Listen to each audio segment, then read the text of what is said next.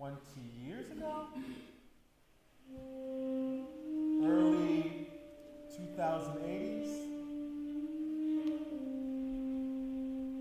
When I would have paid money to see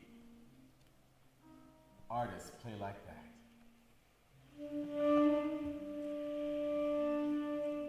There used to be a thriving entertainment culture in Dubai. You could see everything.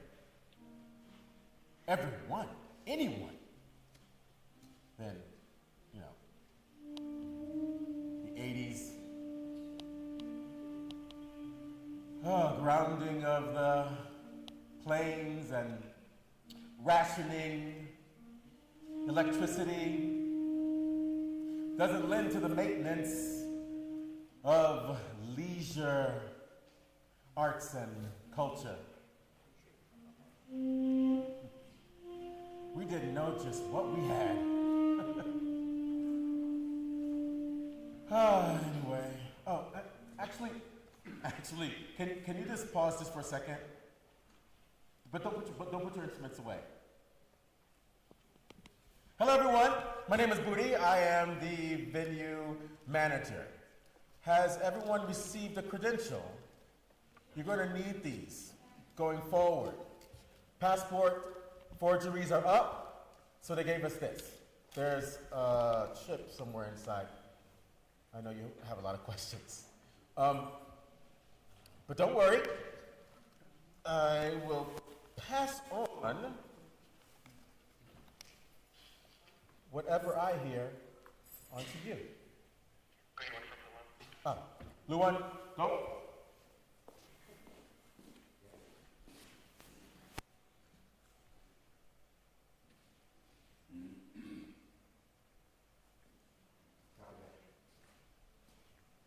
Where was that?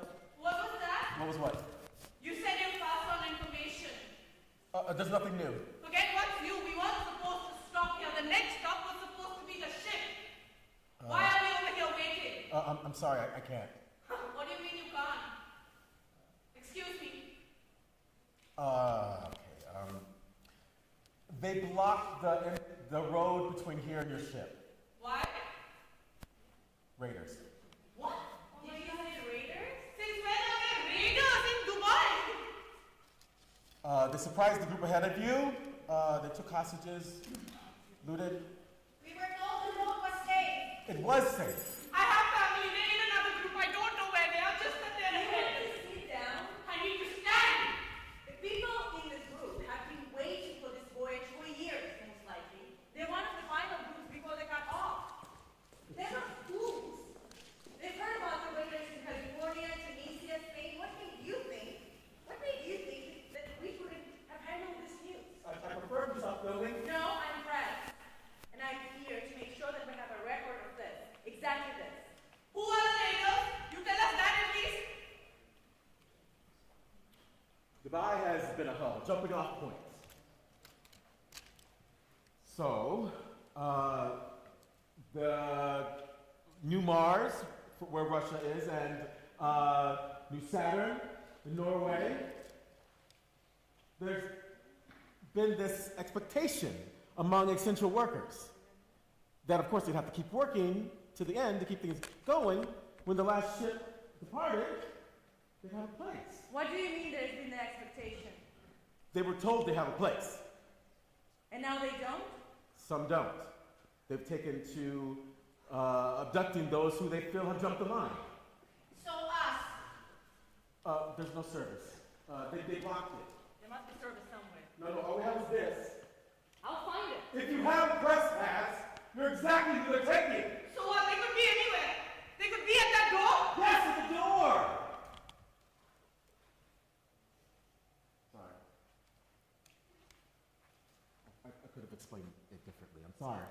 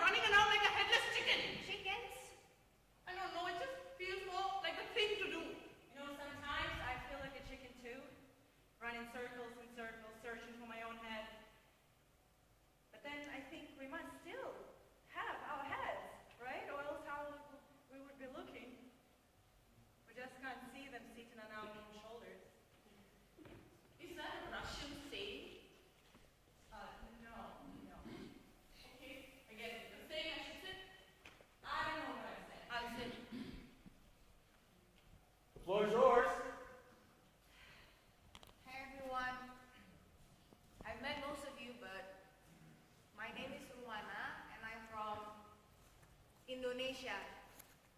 So, in Indonesia, we've been waiting for the world to get this migration started since decades before I was born.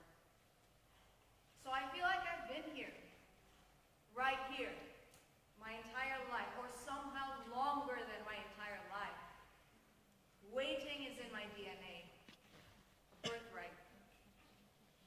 Growing up, everyone around me seemed in a constant state of mourning for a place, a safe place, somehow bright but never boiling, where rain doesn't mean a lot and land was a thing that nurtured, where there were animals, so many animals. They were everywhere, apparently. But what is this place?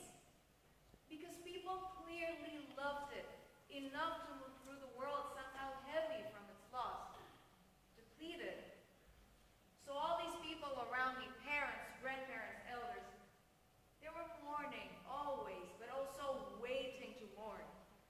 By the planet's bedside, but also by its grave. They need to weep, but what kind of tears? So they don't weep. And they tell us not to cry. They say, don't worry, our leaders are working, building cities in the north and Russia, Norway, New Mercury through Pluto. Soon we'll all go there. We kept hearing, have new homes, better homes. But Indonesians were skeptical. Our capital was sinking 80 years ago. So we moved it. And we did this when our ancestors, some of them were still eating beef or driving, what do they call it? Toyota Alphard, Cadillac Escalade, all those. It was a different time, but even then we moved it to a new city. Better city, they said.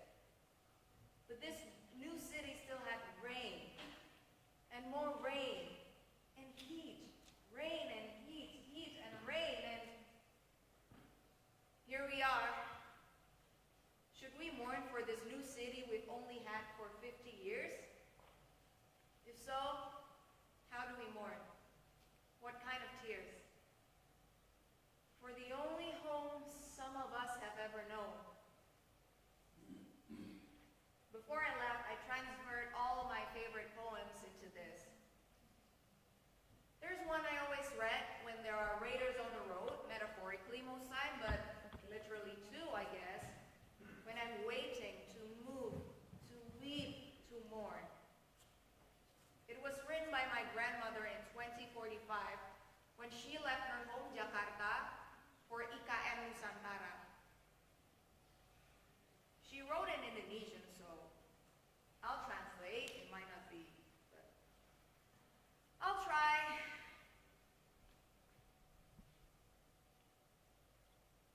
Are you okay? Or no? No. Sorry, this isn't right. Something's missing. This isn't right.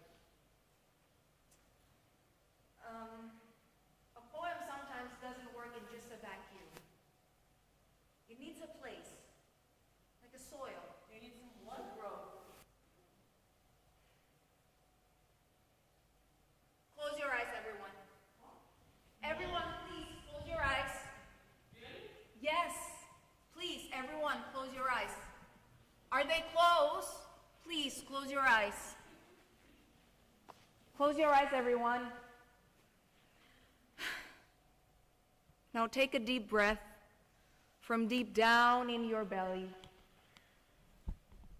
Now remember a time and place where you felt completely and truly at home. You may have been a child, or perhaps it was more recent, I don't know. It's yours, so remember. Who else was there with you? Were you alone? Was there anyone else? How did that feel? What sounds were there with you in this place, in this memory of yours?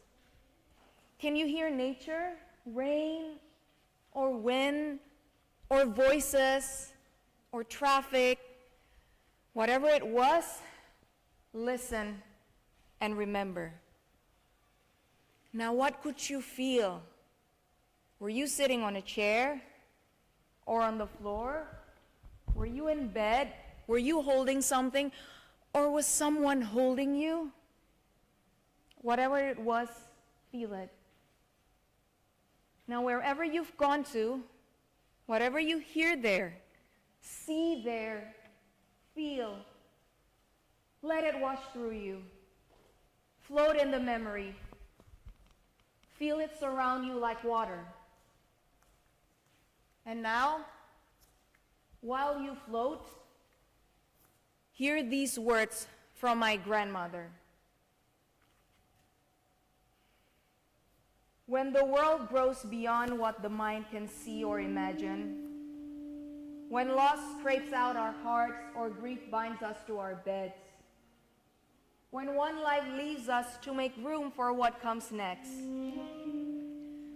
be kind to yourself, to your family, to other human beings, to each living being, and to the whole world. Or in Javanese, mamayu hayuning pribadi, mamayu hayuning keluarga, mamayu hayuning sesama, mamayu hayuning bawana. Open your eyes. Okay, so we're back here now in Dubai. It's 2100. But wherever you just went, bring that place here. Bring it with you here in this room. Hold it. Let it give you what you need.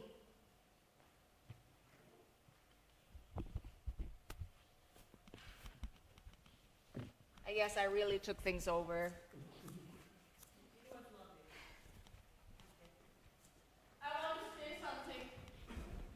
Is it something everyone needs to hear? Don't worry, my head is on my shoulders. See? I want to say I'm sorry, everybody. It wasn't my goal to freak everyone out. You see, I have family.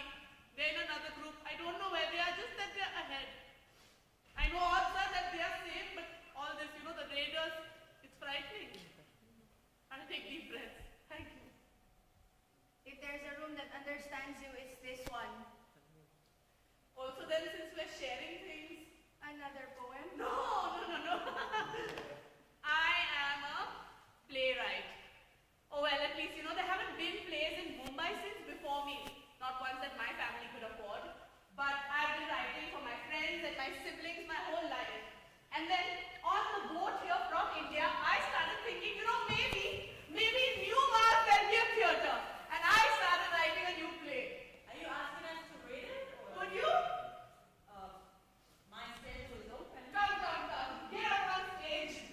I made a copy for each character. I've had time. Amazing. Who else? I used to act in school. Great. Come join us. Oh. Booty, when you manager, will you join? No, I don't perform. Are you sure? I have a feeling you'll be great.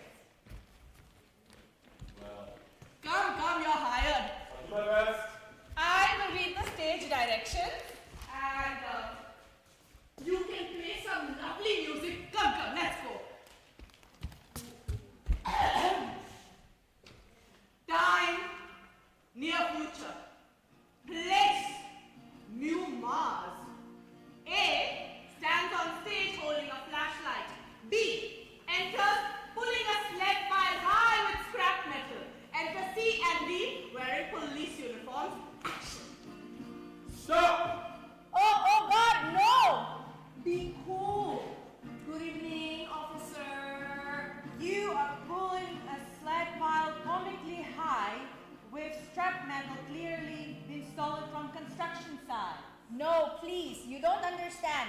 Take the sled, we'll go. This isn't how it works. I have a daughter. I'm only here for her. When we arrived, we were promised a home. It took us months to get here. But at least we'd have a place to lay our heads. But when they took us to the unit, it was destroyed, stripped for parts. So now you steal from other buildings? They have us sleeping in a tent. There were holes in the bottom. When it rains, it soaks her blanket. Her teeth chatter even when she is sleeping all night. I worry if it stops, it would mean she isn't breathing. She whimpers, I am so sorry, I can't do this. What do you mean? Good God! I can't do it right now. What's wrong with it? There's nothing wrong. I just don't want to do it right now. Not all like this, I promise. Or maybe this play is not for us right now. What's that supposed to mean? I mean that perhaps your audience isn't ready to hear these things like this moment. You know, actually they are. These are the things they need to hear. If we aren't preparing ourselves for the inevitable violent oppression waiting for us up there in our new city. Do you have something else? Another story? Maybe it doesn't have to be a play. I'll be back. Where are you going? What? Are the niggas in the restroom?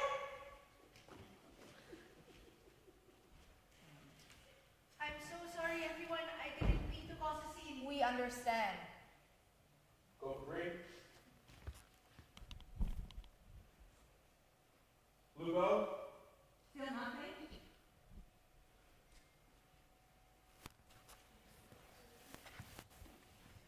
Does anybody have something else they want to share?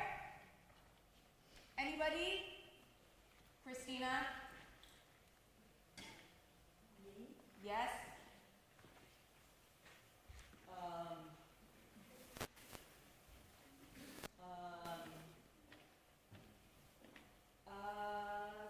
I suppose I could have one. Yeah. From my grandfather. Something he used to tell us when we'd visit him as children. I can't believe I'm going to say this. You're going to think that I'm I'm sure it's okay. Yeah, never mind. Okay. My grandfather, he told us a story about a very old lady, a witch adjacent, or perhaps a real life witch, who lived alone in the woods and who was said to eat children, but didn't really eat children. But maybe she did. No one knew, so no children ever went into the woods. And of course, we'd always say, almost immediately as he'd start talking, "But Grandpa, this is just Baba Yaga." God. This is why before even when I say anything, why am I going to tell this story? Russian lady, Russian fable, so on the nose.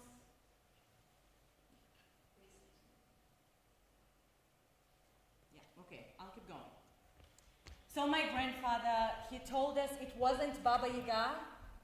This was a real-life witch-type woman who may or may not have eaten children, but whose presence in the woods and fuzzy reputation did a good job of keeping children at all times really far away.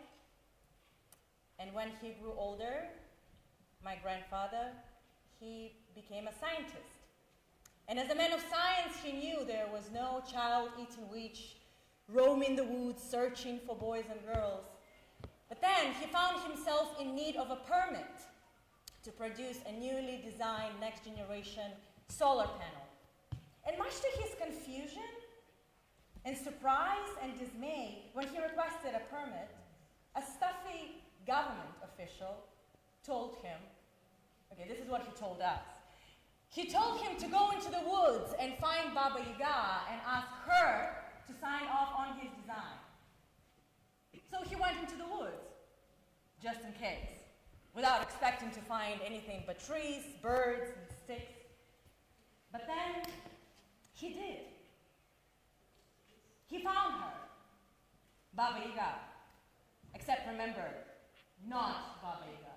And that not Baba Yaga was annoying. She wouldn't sign off on his design. She kept telling that she would if he did this and that and then all sort of things. First, she asked him to clean her house.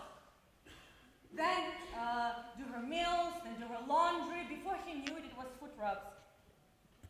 And then she threw 100,000 poppy seeds all throughout the forest and told him she couldn't sign the papers until he gathered and gave her back each and every one. Once he did that, even then, the paperwork was endless. And all the while he knew they were wasting so much time And he began to wonder that perhaps that was the point. He could hear the forest drying, creaking all around him. He didn't know how long had passed, days, weeks, months, years, this deep into the woods, he couldn't tell, until one day, first, faint, then quickly growing stronger, he could smell it. Smoke. He feared this day would come. The forest was so dry. And then all at once, the whole forest was on fire. And then, throom, rushing past him on her gnarly, bony chicken legs, not Baba Yaga's sled, faster than human flame or monster. Wait! He shouted, fearing that all his work had been for nothing, that she left him permitless, empty-handed. But then,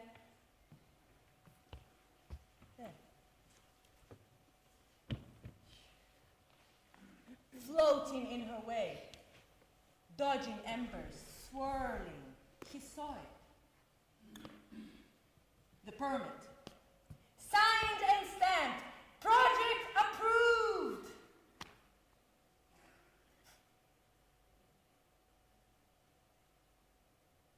He looked out across the ashes of what once had been a forest. And he said, "Here. It's too late for the forest, but here is where I'll build." And those solar panels, built over 60 years ago, is a part of what now supplies power to New Mars. That's it. That's it. Thank you, Grandpa. So, is it true? What? Is it true? What? About the solar panel, not Baba Yaga? Yes, it's true. It's true. Cool. Yeah. Thank you. But still, hi, I'm back. Hi, Natasha. I know you hate me. We don't hate you. I just don't understand why we should praise these privileged ancestors. I mean, yeah, sure, he worked his way through a lot of red tape, but he gained access to wide swaths of land. And I'm sure he made a profit. So it doesn't sound like such a struggle to me. Does everything have to be? Easy for you to say. Sorry, what was that? I know we're literally on the same boat, but a journalist on corporate funding, not migrating, but returning to her home country. It's not the same. We've been traveling on the same boat, quite literally. You cannot see that. No, I can't see that. I like your story. It had hope. A little bit of cannibalism. Maybe cannibalism. But hope too. And what good does hope do? So her grandfather built a solar farm. Great! It's too late. 5 billion people are migrating from the equator to the poles. That's happening. What is the point of reflecting on small victories of the past when we have lost our homes? There are raiders on the road, and our new city of 100 million people will have problems.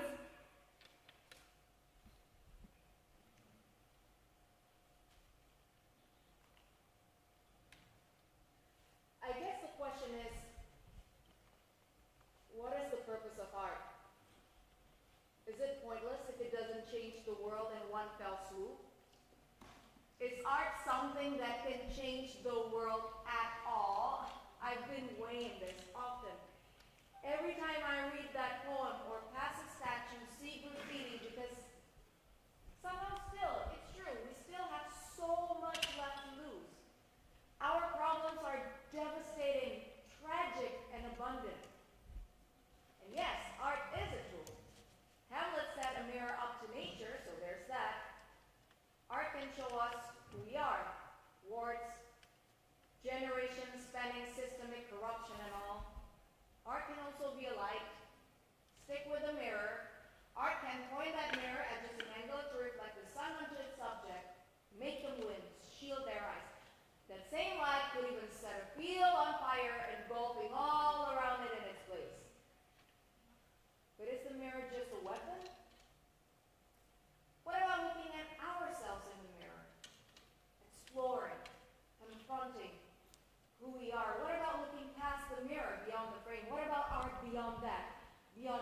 diagnosis and expectant.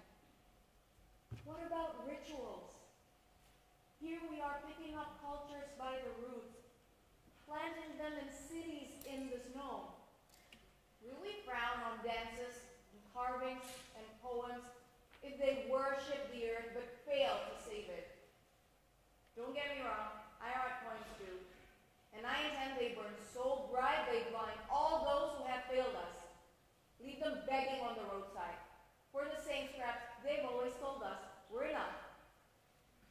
But for that art to have meaning, for more than you and me, perhaps a friend or two, we need a world filled with artists. That doesn't mean they're professional, sold, or published. It does mean that they're open, inquisitive, and patient. Only artists read a poem and find themselves profoundly moved. Hear a song that are transported. Watch a play to be provoked. These artists, most artists, will never write or sing or dance. They'll just simply live and breathe and tell themselves a story from who knows where, adapt a phrase, embrace an image, and use that story and change something for the better. Not the world, but something. Does a mother bedtime story to her child solve a world hunger? No. But her story one day will make your story better. Because now the child's mind being taught to see a world beyond the grit and grimes of day to day. A world not finished, it's still forming. An artist, one artist, cannot change the world. I kept thinking, yeah, she can change very much at all. But art itself, used by a world of people to know themselves more deeply, to sense who they are, where they are, and what the world could be. I guess that's a hope for change. And for me, I'll say all art is welcome. If it's honest, it's welcome. If it isn't, it should be.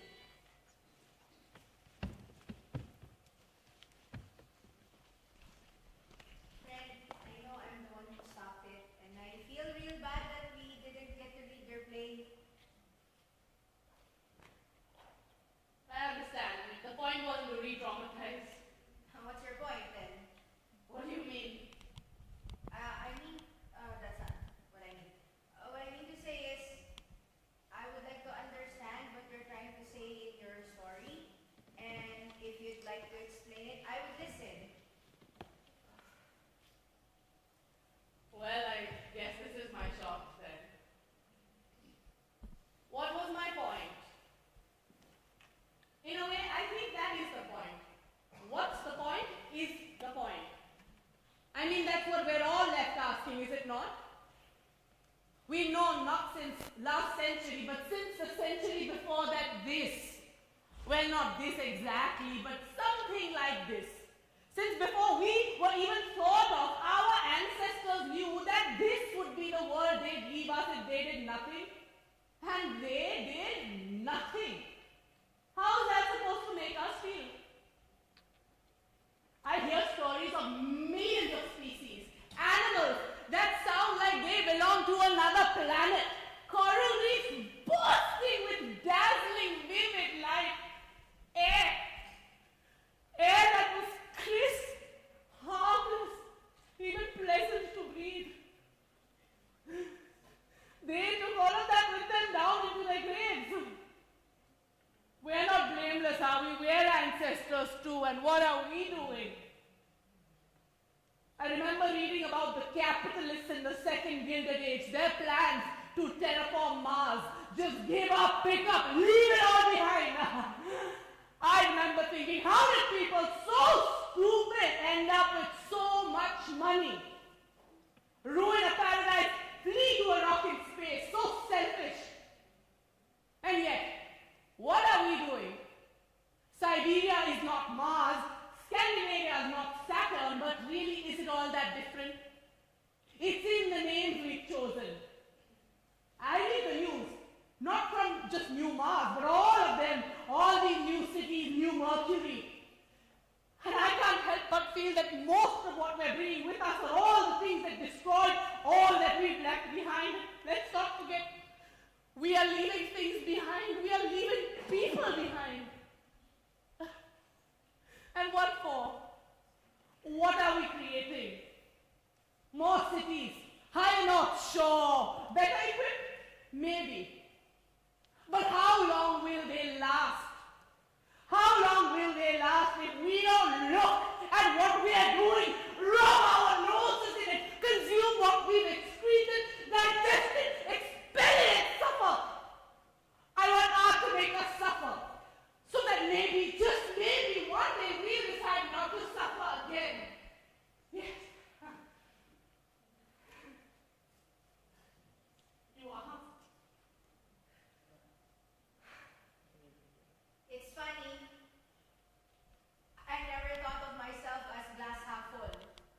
Maybe like a third full or a quarter. But they didn't do nothing. Who? Our ancestors. Of course, they made mistakes. Sometimes progress was uneven. Took us far too long, but we're not burning oil moving from place to place. Do I resent how long it took? Yes. Do those who live their lives enriching themselves off of the destruction of the planet that is ours as much as theirs deserve to be despised by the descendants they ignored? Of course they do. But there were others. It's cold comfort to say it could be worse, but it could be worse. And what are we doing? We came together, 200 plus countries, and we pulled off this. The organized migration of half the Earth's people, too late for many, but just in time for us. So is it perfect? It's less than perfect, it's a mess. But when I told my daughter about New Mars, that there's a new city far away and soon we get to live in it, the first thing she asked me was, who made it? Who made the new city, Mommy? Followed swiftly by, how can we thank them? So yes, she may be the reason why today I'm glass half full. But we made a city for 100 million people. How amazing is that? How glass half full is that?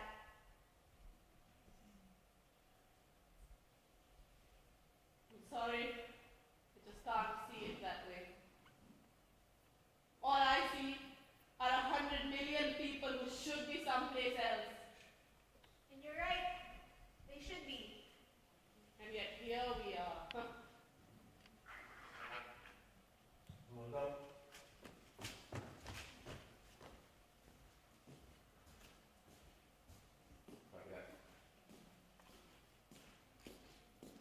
The road is clear.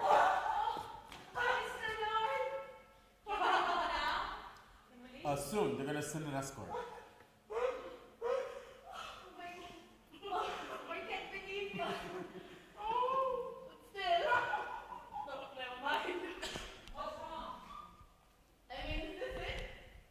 I was expecting the worst.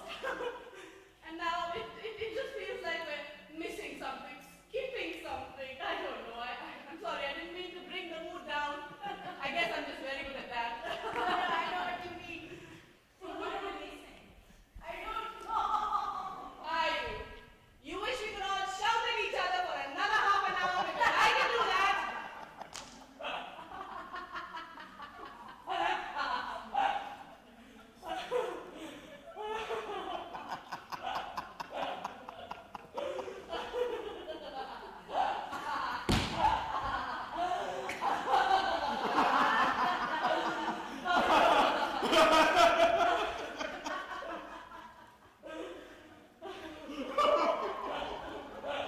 Close your eyes, everyone.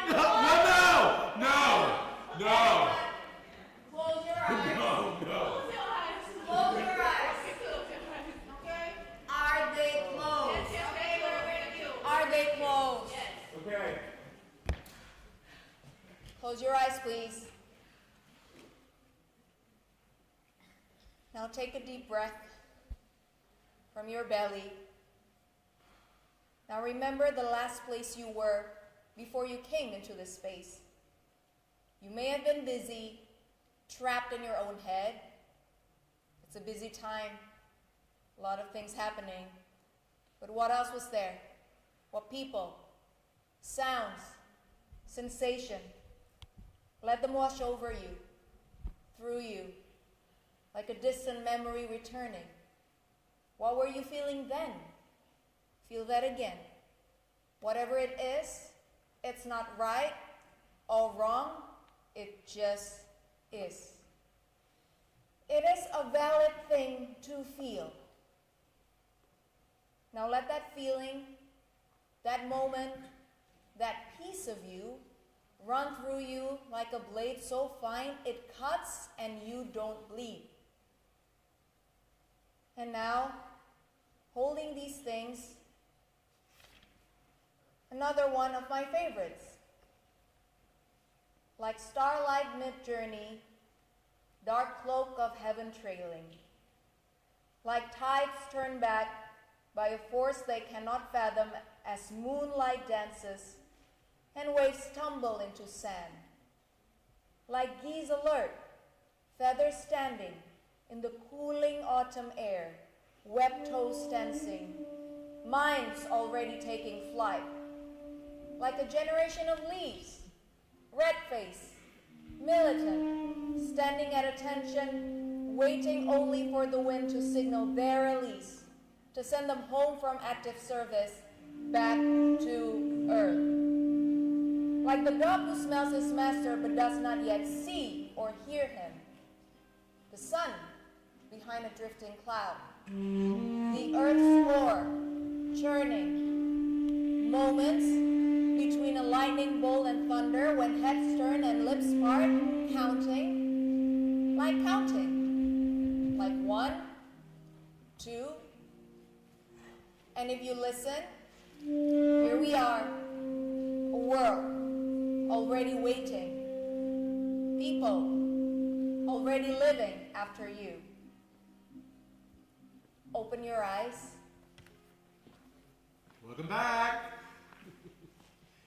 It is now the 7th of December, 2023, and you are at COP 28, UAE. We encourage you to now keep your eyes open To who you are and who you want to be. To those who still to come, in the world we'd like to leave them. To what's been lost, yes, but also what you still have.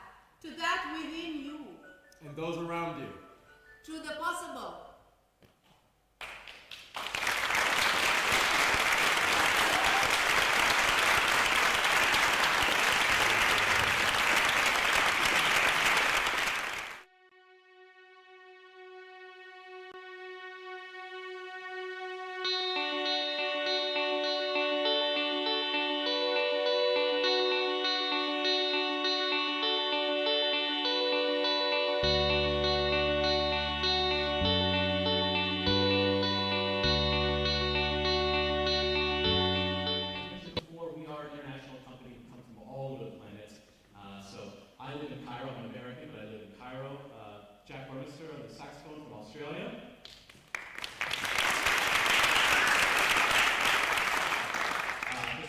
Rashid, living in Singapore.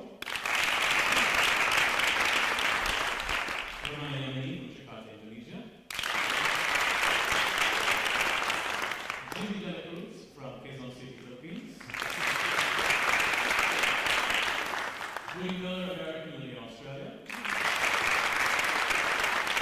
Natasha Rathore from Mumbai, India. And Mara Meza, Egyptian, living here in Sharjah. We also have a crew of Australians and Hong Kong and other Americans here as well. When we were asked to do this, theater is an incredibly wasteful medium. It's an ephemeral event, right? It's over with. The art is gone. There's nothing that you can point to. You can't take it home with you. It's now a memory. And yet we spend so much time and money and resources creating it. And I was asked to create something for a climate conference, and I knew that I was going to be wasting a lot of resources to do that. So we created this performance, as you can see, just to be in any space with any lights. So this is not like a normal theater production that you would see, right? Normally we were all standing here, there'd be these lights overhead on us, lots of music, lots of whiz and bang and everything. That's beautiful, it's fantastic, and I can do that and you love that. But we couldn't do that for you here. We wanted to try something different. We wanted to give you an experience. We wanted you to be involved. We wanted you to think about being an ancestor yourself. What would it mean to think about putting yourself in your grandchild's shoes? Think about yourself 77 years from now. What choices would you make today if you think about what's being left behind? We have no answers, we have no science, we try to present every single bit of argument about climate change. We have the pessimist, we have the optimist, we have the realist, we have the pragmatist, we have the denialist. They all exist. We have to exist together. So we wanted to present that not to give an answer on anything, but to actually leave more questions. And we hope that you have some questions for us about the process, about the product, about what we're doing with it, or about us. So we do have a couple of other microphones. I'm hoping that maybe we can pass them around to the audience. If you have any questions, just raise your hand and we'll come and talk to you. Otherwise, we can talk about the process a little bit as well. Anybody have a burning question you want to start us out with? Oh, there's somebody right there. How do you guys practice since you live all over the world? Yes, yes. Welcome to our daily challenge as a theater company. So we all met, most of us all met in Singapore. We used to live in Singapore. And so we came together for a 2-week rehearsal process back in September. Since then, we've all been on Zoom. We rehearse on Zoom every week. I trust these people. We have a working vocabulary that we can, a short change of information that we can do. So a lot of it was left up to them. A lot of this, as you can see, we're going to be in different spaces. We were, at the Green Show yesterday. We'll be at the Etihad Museum on Sunday. We only get a couple of hours maybe to look at the space. So it really is about being aware of space, being aware of themselves, being aware of the audience, and just listening to the room and listening to each other. Anybody want to talk about the process of rehearsal? You said it. Talk further about it? Zoom made me hate them all. Yeah. Because I hated looking at everybody on a screen. Yeah. And finally, when we got to meet here and be in the same room, that's the thing. When we're bodies in a space trying to create art together, there is a real energy exchange, which the digital kind of cuts away. And that's all I wanted to add to it, that it's so lovely to be in a room full of people and to have an audience to finally share it in person with. Yeah. And every show is different. Any other questions? There are no stupid questions, I'll say that. You probably have a question. You're just a little nervous. Oh, yes, there we go, right there, thank you.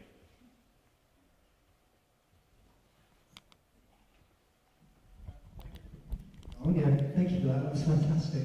Did you consider creating sort of a complementary performance? It's kind of like a sliding doors moment where actually how would the lives of these people, if they met up, if we managed to do something positive and we actually created a better future and dealt with this climate crisis, because motivating through fear doesn't seem to be working very well. So can we contrast that with actually can we motivate things to be better? What would great look like if we got there?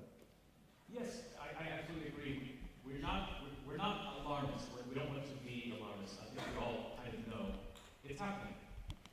However, we also have to be realistic in what is it that we're going to have. So we want hope, but we want realistic hope.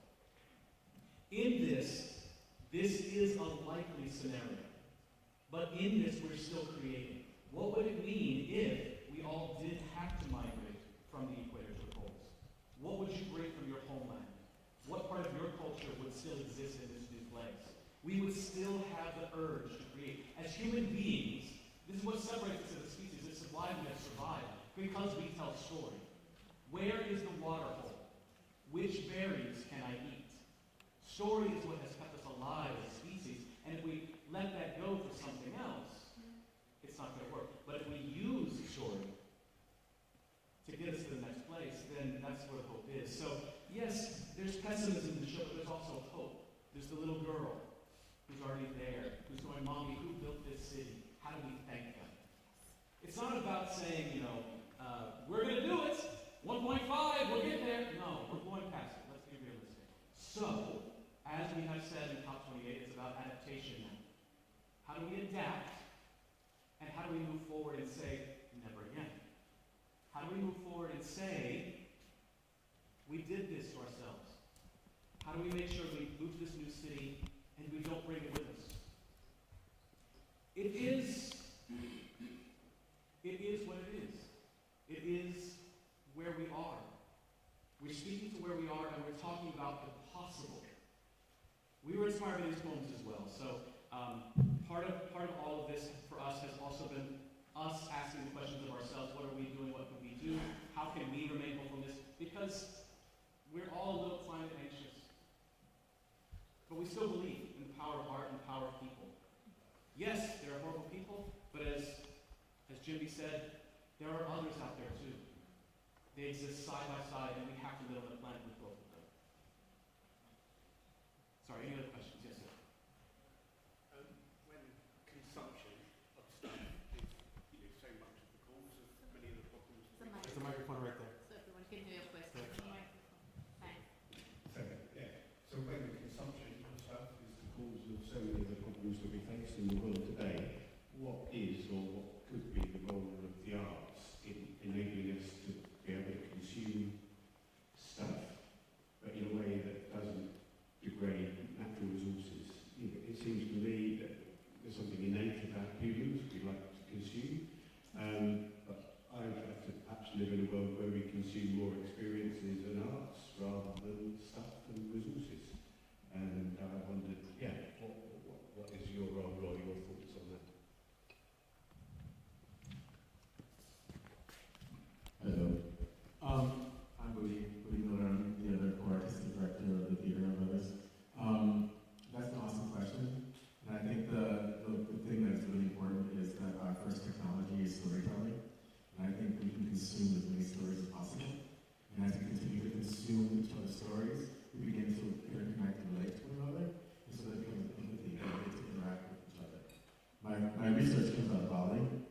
And one of the really important parts of their spiritual practices as artists is that communicating and having a conversation is actually a form of prayer. So what we're doing right now is a form of prayer. Interacting with each other is a form of prayer. So I believe that if we're able to communicate and tell each other stories, hear each other's stories, be empathetic with one another, that there's a tidal psychic shift that will happen on the planet. That's also part of the sustainability of our survival on this diet. If I could just add one thing, I feel bad about the answer I just gave you. I feel really bad about what I said. Artists cannot provide answers. Yeah. We can only provide questions. And sometimes those questions are hard, and sometimes those questions are uplifting. But it's the question asking that's the important thing, and I think we need to ask more questions. These stories are meant to make your stories better. These stories aren't going to change the world, but they're going to change the minds. When we make theater, all we're trying to do is make you bigger. Sorry. Yes, ma'am. First of all, thank you so much for this wonderful performance. It was extremely moving. I have two questions. Stephen. Thank you for this wonderful performance. It was truly moving. My first question is, before working on this project, did you know what you know?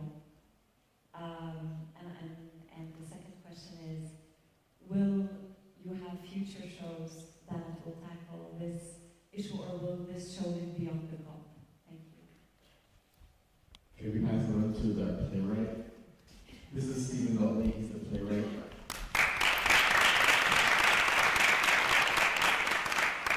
Stephen Gaultney, the playwright, was running on stage, so didn't quite hear that question. Could you repeat? Was it just, is this production going to go on? Are we going to make future? Is this production or a similarly themed production going